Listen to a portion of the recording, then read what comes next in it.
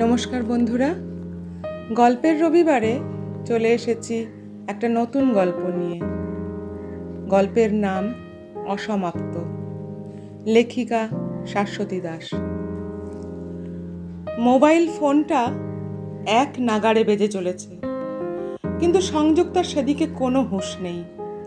ও গুম হয়ে সোফায় বসে রয়েছে। বারবার মোবাইলটা বাজতে থাকায় ওর নজরে পড়ে মোবাইলের স্ক্রিনের দিকে। দেখলো মিস্টার পাকরাশি কল করছে। এই লোকটা যেন পেছনেই পড়ে গেছে। নিজের সিনেমায় প্লেব্যাক গাওয়ানোর জন্য বহুদিন ধরে সংযুক্তাকে অনুরোধ করছে, কিন্তু ধ্রুপদী সঙ্গীতের বাইরে ওর লাইট মিউজিক গাওয়ার একদম কোনো ইচ্ছে নেই। তাই মোবাইল ফোনটা বারবার বাজতে দেখেও বিরক্ত হয়েই ও মোবাইলটা ধরল। ও প্রান্ত থেকে মিস্টার পাকরাশির কণ্ঠস্বর ভেসে এলো, হ্যালো ম্যাডাম, কংগ্রাচুলেশনস। পুরো অনুষ্ঠানে শুধু আপনারই জয় জয়াকার। আপনাকে নিয়ে গুরুজির অহংকার যথার্থ। আপনি গুরুজির যোগ্য উত্তরসূরি। ফোনের ও প্রান্ত থেকে আসা কথাগুলো সংযুক্তার কানে যেন গরম সীসা ঢেলে দিচ্ছে। গুরুজি মানে পণ্ডিত মনোময় চক্রবর্তী। সংযুক্তার সঙ্গে ওর প্রথম দেখা হয় জামশেদপুরের বেঙ্গলি অ্যাসোসিয়েশনের বাৎসরিক অনুষ্ঠানে। সেখানে সংযুক্তারও গান গাওয়ার কথা। সংযুক্তার গান শুনে মনোময় মুগ্ধ হয়ে যায়। ওর সুরেলা কণ্ঠে ওকে আকৃষ্ট করে। বরাবরের অহংকারী দাপুটে মনোময় নিজে সংযুক্তার সঙ্গে আলাপ করতে এগিয়ে আসেন। উনি ওকে শাস্ত্রীয় সঙ্গীতে তালিম দিতে আগ্রহী হন। সংযুক্তা তো হাতে চাঁদ পাওয়ার মতো আনন্দে আত্মহারা হয়ে যায়।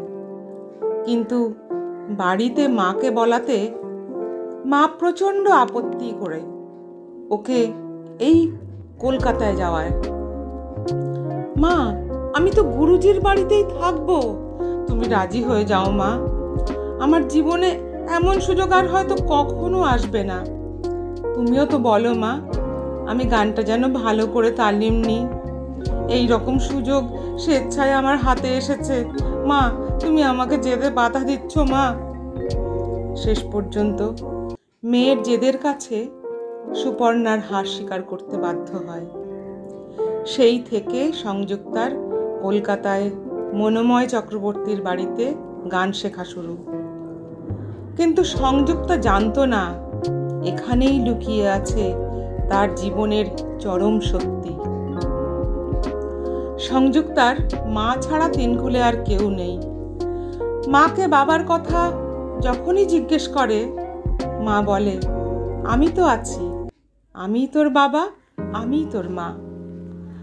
ওদিকে তালিমের কিছুদিনের মধ্যেই সংযুক্তা গুরুজির শ্রেষ্ঠ ছাত্রী হয়ে উঠল। ওর নিষ্ঠা, সুরেলা কণ্ঠ সবাইকে ছাপিয়ে গেল। ও হয়ে উঠল গুরুজির নয়নের মণি। ধ্রুপদী সঙ্গীতের আন্তর্জাতিক অনুষ্ঠানে যাওয়ার জন্য গুরুজি যখন সংযুক্তার নাম ঘোষণা করেন, সংযুক্তার গুরুজির প্রতি শ্রদ্ধায় কৃতজ্ঞতায় মন সিক্ত হয়ে ওঠে।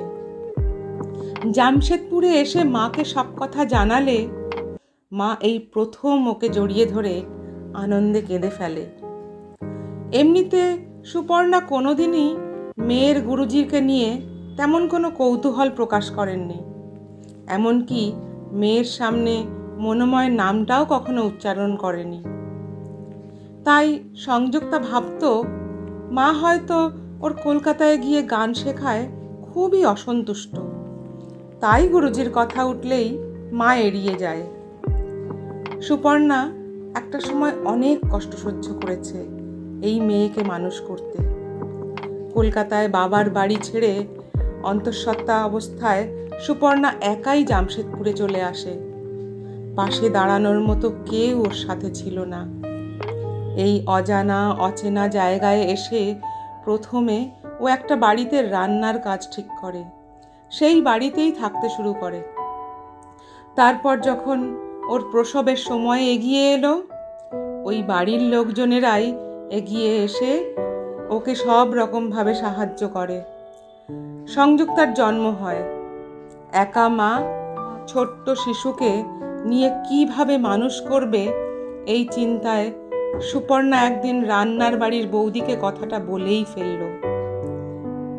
বৌদি, আমি না সঙ্গীতে MA করেছি।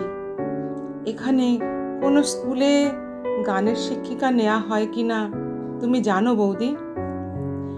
তুমি গানে MA করেছো আর আমাদের বাড়িতে এই সামান্য রান্নার কাজ করছো? ছি ছি ছি, আমরা যে কি অন্যায় করেছি। আমি আজই তোমার দাদার সঙ্গে কথা বলবো। কোনো স্কুলে যদি শিক্ষিকা নেয় তাহলে উনি তোমার কথা বলবেন। উনি তো এখানকার বেঙ্গলি অ্যাসোসিয়েশনের সভাপতি, ওর কাছে সব খবর থাকে। হ্যাঁ, ওই বাড়ির দাদাই ওকে স্কুলের চাকরিটা জোগাড় করে দিয়েছে। তারপর থেকে সুপর্ণা মেয়েকে নিয়ে একটা বাড়ি ভাড়া নিয়ে থাকে। আপন বলতে আছে ওই বাড়ির দাদা আর বৌদি। সত্যি কখনো কখনো পরও কত আপন হয়ে যায়। আর যারা তারা আপনজন, বাবা মা দাদা, তারা সুপর্ণাকে ওই অবস্থায় বাড়ি থেকে বের করে দিল, কোনো রকম সম্পর্কই রাখলো না। কারণ সুপর্ণা ওর বাচ্চা নষ্ট করতে রাজি হয়নি। আর ওই ঠগ মানুষটার কথা মনে পড়লেও সুপর্ণার সারা শরীর ঘেন্নায় কেঁপে ওঠে। সংযুক্তার মাঝরাতে ঘুম ভেঙে যায়। দেখে মা একটা ছবি হাতে নিয়ে বসে আছে আর বিড়বিড় করে বলছে, মনোময়, তুমি হেরে গেছো, তুমি ডাহা হেরে গেছো। একদিন যাকে মাছ ফাতে ফেলে দিয়ে চলে গেছিলে, বদনামের ভয়ে যাকে পৃথিবীতে আনতে চাওনি, সেই আজ তোমার মুখ উজ্জ্বল করছে। যাকে নিয়ে তোমার এত গর্ব, তুমি জানোও না তার আসল পরিচয়। না, আমি কোনো দিন তোমাকে জানতে দেব না ওর পরিচয়। পিতৃত্বের দাবি নিয়ে কোনো দিন তোমাকে ওর সামনে দাঁড়াতে দেব না। সংযুক্তার মার কথা শুনে হতবাক হয়ে যায়। অস্ফুটে বলে, গুরুজি, আমার বাবা? অনুষ্ঠানের শেষে সকলের সাথে গুরুজিও প্রশংসায় পঞ্চমুখ সংযুক্তার।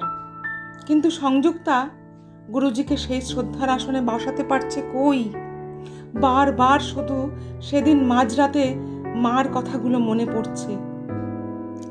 ও আচমকাই গুরুজিকে জিজ্ঞেস করে বসে, গুরুজি, আপনার সুপর্ণা ব্যানার্জিকে মনে আছে? কোন সুপর্ণা ব্যানার্জি? কেন, একসময় আপনার খুব প্রিয় ছাত্রী ছিল, চিনতে পারছেন না? সুপর্ণা? হ্যাঁ, উনি আমার মা।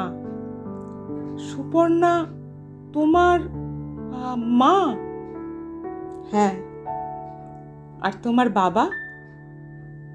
নেই। মার কাছে শুনেছি উনি একজন স্বনামধন্য ব্যক্তি। অজানা ঝড়ের আশঙ্কায় সদা অহংকারী পণ্ডিত মনোময় চক্রবর্তীর উজ্জ্বল মুখটা মুহূর্তে ফ্যাকাশে হয়ে গেল। যদি আমার গল্প ভালো লাগে তাহলে একটা লাইক করে দেবেন প্লিজ, এবং সাবস্ক্রাইব করে পাশে থাকা বেল আইকনটা অন করে দেবেন, যাতে কোনো গল্প আপলোড করলে আপনারা সঙ্গে সঙ্গে তার নোটিফিকেশন পেয়ে যান। পাশে থাকবেন, সঙ্গে থাকবেন। সবাই ভালো থাকুন, সুস্থ থাকুন।